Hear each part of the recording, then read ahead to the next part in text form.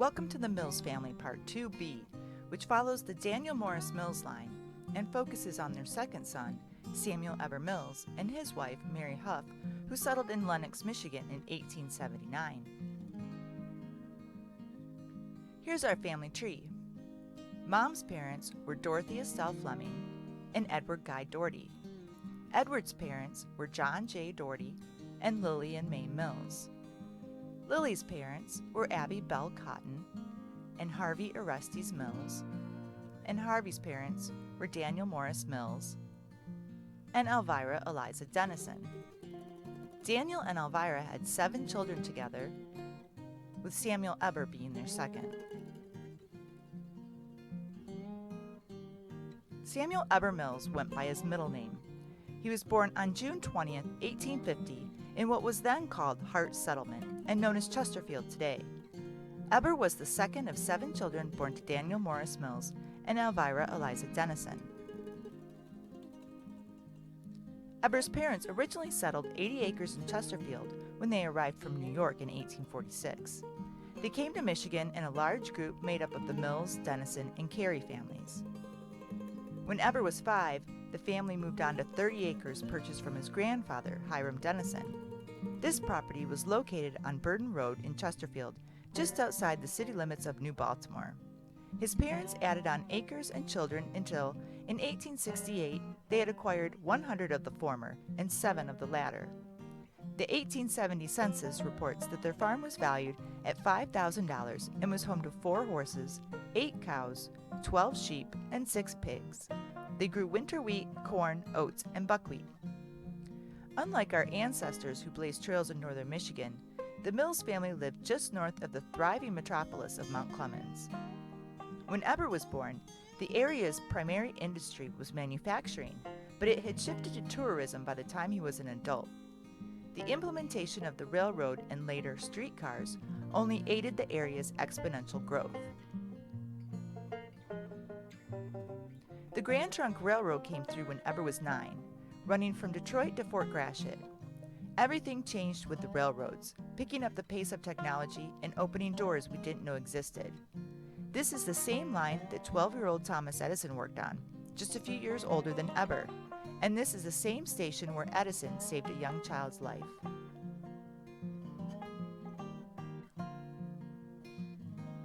As a youngster looking for entertainment, Eber might have visited one of the many theaters in town or had a soda at the corner drugstore.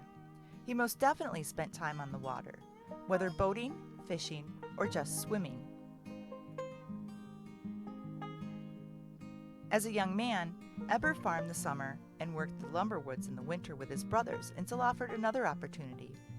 Their mother's older brother, Festus Erastus Denison, was a blacksmith and offered to teach Eber the trade. Uncle Fester had come to Michigan in 1846 with the original pioneer group from New York, as had his wife, Caroline Carey, but they eventually settled at Milan, Ohio in Erie County. Shortly before 1870, Eber went to Milan to live with Uncle Fester and Aunt Caroline Denison, along with his 15-year-old sister, Caroline Amanda Mills, and Aunt Caroline's niece, Lucy LaForge, who would one day become an in-law when her brother Emery married the Mills' younger sister Jenny in another 20 years. 16-year-old Lucy and the younger Caroline were there to study teaching at the nearby Normal School. Aside from its close proximity to what we now know as Cedar Point, Milan is also known as the birthplace of Thomas Edison. Uncle Fester had a neighbor named Mr. Fish who manufactured tiles. At some point, Eber decided that making tiles was more to his liking and took up an apprenticeship with Mr. Fish. This may or may not have had anything to do with the fact that Mr. Fish also employed a young housekeeper by the name of Mary Huff. Mary was treated like a member of the family and counted his daughter, Miss Celinda Fish, among her best friends. Mary was born June 4, 1856, in Berlinville, Ohio, just 5 miles to the east of Milan. She was the middle of 5 children born to German immigrants Philip Huff and Anna Barbara Goodlock. Mary's oldest sister, Anna, was deaf. The 1860 census indicates that 9-year-old Anna was attending school at the time. Due to the wide area they serviced, most, if not all, schools for the deaf at that time were boarding schools, and it's possible that Anna attended the publicly funded Ohio School for the Deaf in Columbus. Anna also attended the brand new Gallaudet University in Washington, D.C., where she met her husband, who was also hearing impaired. In the late 1870s, Eber Mills returned to Michigan to begin building his tile-making business in Lenox, Macomb County, a few miles north of his uncle, namesake, and family pioneer, Eber C. Denison. Caroline returned from Ohio after her schooling and kept house for Eber while she began her teaching career. Her first post was nearby, and their youngest sister, Jenny, was among Caroline's first students. Once he had his home and tile business established, he returned to Milan for his bride. Samuel Eber Mills and Mary Huff were married on November 25, 1879 at Milan, Ohio. He drove down with his team and wagon so that he was able to transport Mary's possessions as well as wedding gifts and other household items. Katie R. Mills, their daughter, writes about this in her book, History of the Simon Mills Family.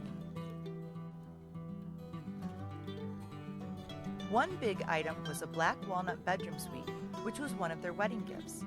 Another item was an old pine box with the initials ABG carved on the front, which had served as a trunk when grandmother brought her possessions to America in 1848.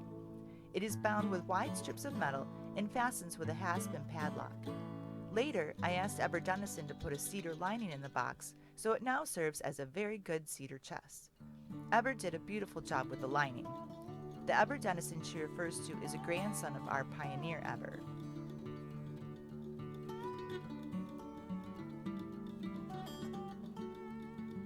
Eber and Mary Huff Mills had 8 children together. All of the children were born at the Mills home in Lenox, Michigan.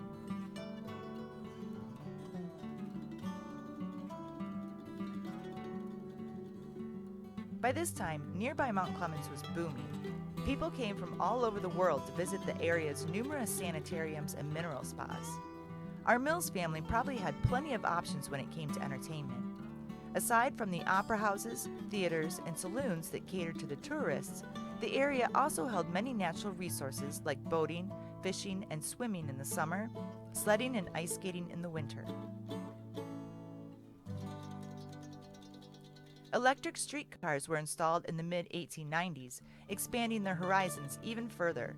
This line ran between Mount Clemens and Fort Gratiot.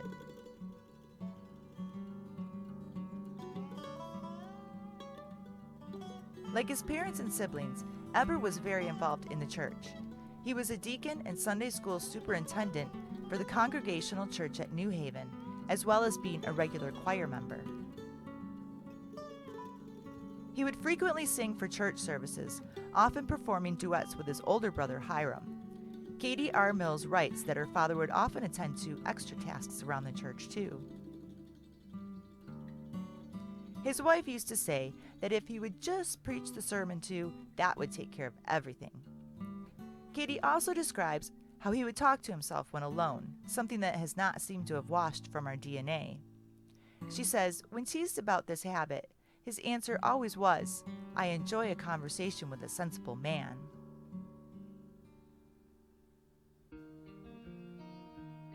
In 1894, Eber Mills suffered a debilitating injury in an explosion at the tile plant.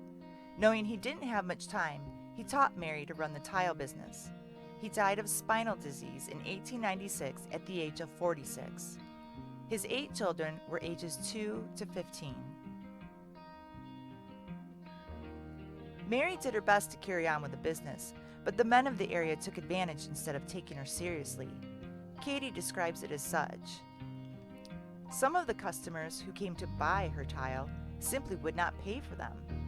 The older boys weren't interested in manufacturing tile anyway. In 1900, Mary was still trying to make a go of the tile plant. Festus J. was 19 and working as a stationary engineer. Walter was 17 and a day laborer, and Anna E., 15, was a housekeeper. Katie, the youngest, was 5. Shortly after 1900, Mary and the kids found some land to rent that Walter could farm, and soon after that, they were able to purchase 40 acres. In addition to the crops, they also had a large garden, cows, and chickens. Mary made all of their clothes, many from secondhand garments. Katie says, these were taken apart carefully and washed to see if there would be enough good parts to make something new out of it. It is far more difficult to make a new garment from secondhand items, as always there was a lot of patching to do. But our patches were so cleverly turned into trimming that no one suspected that the new dress was made from an old one turned inside out. The older children weren't afforded the opportunity to attend high school, but the younger ones did.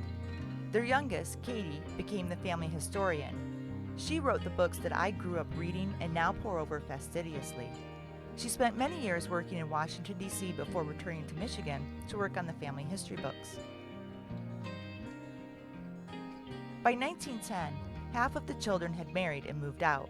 Still at home were Walter, 27, Bessie, 20, a teacher, Susie, 17, and Katie, who was 15. In a devastating blow to the family, Walter died of meningitis the following winter. Festus J. came home to help when Walter became sick and stayed on for a while after his death. After Walter's death, Mary sold the 40-acre farm and bought a smaller place, just large enough for her garden, cows, and chickens. Katie writes, I have heard the story that when the sale price of eggs dropped to 7 cents per dozen, Grandmother decided that they could better afford to eat them themselves rather than sell them. It eventually came time that Bessie, now a teacher, was the only child left at home. Katie describes the next parts. They spent the long winter evenings with handwork and talking about things in general. During these conversations, Bessie asked Mother how it was, when she became a widow, that she had the heart to go on with such a big family. Mother said that she found the courage in Psalms 37:25. I have been young, but now am old. Yet have I not seen the righteous forsaken, nor his seed begging bread.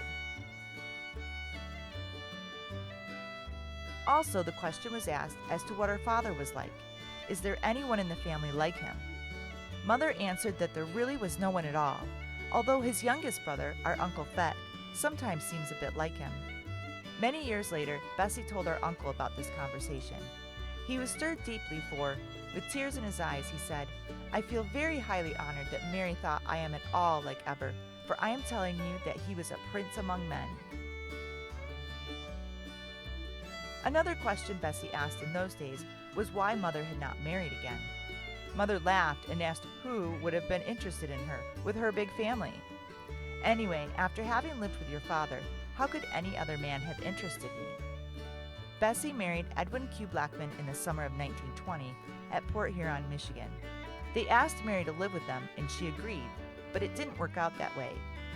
Katie writes, because much illness in Susie's family took up most of Mother's time. She was a wonderful nurse and was always ready and willing to care for anyone who needed her. In 1924, Mary became ill with uterine cancer. She was living with her son Arthur's family in Detroit when she died on July 17, 1925, at the age of 69. Mary and Eber are both buried at the Centennial Cemetery in New Haven, Michigan.